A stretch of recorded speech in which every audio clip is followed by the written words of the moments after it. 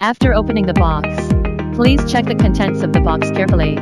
The list is as follows: a manual, a piece of sanding paper, 1 electrode, a bottle of electrolyte. The residual chlorine electrode is composed of air plug connection port, electrode, membrane cap and cap protection cover. Let's demonstrate how to add electrolyte. First, remove the membrane cap. Place the membrane cap with a protective cap on a horizontal table. Do not directly touch the membrane of the membrane cap to the table, so that the membrane damage cannot be measured.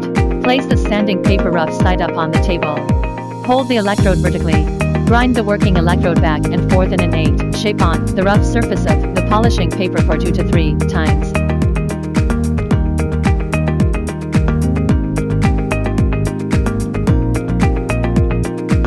Pull down the rubber ring on the membrane cap to expose the pressure relief hole.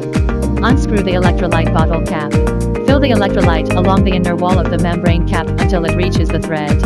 Try to avoid bubbles in the cap during the process, which will affect the measurement accuracy. If there are air bubbles in the membrane cap, use a pole to stir gently until the air bubbles disappear completely.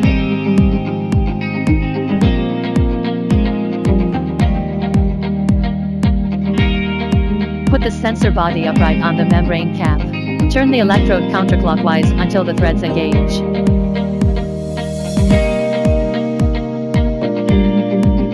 After tightening, move the rubber ring to its original position and cover the pressure relief hole.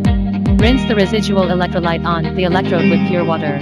Do not directly flush the membrane cap during the process. The following shows how to install the sensor in the flow cell. Accessories such as flow cells and cables are available upon request. Insert the electrode filled with electrolyte vertically into the flow cell.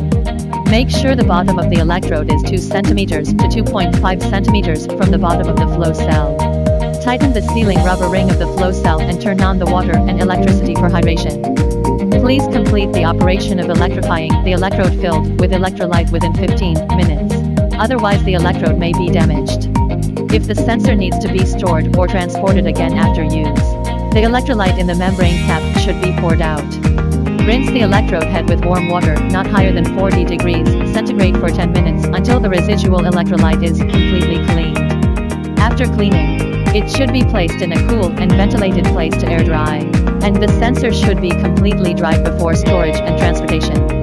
If the residual electrolyte is not cleaned up, it will permanently damage the membrane cap. Ether.com makes foreign trading easier.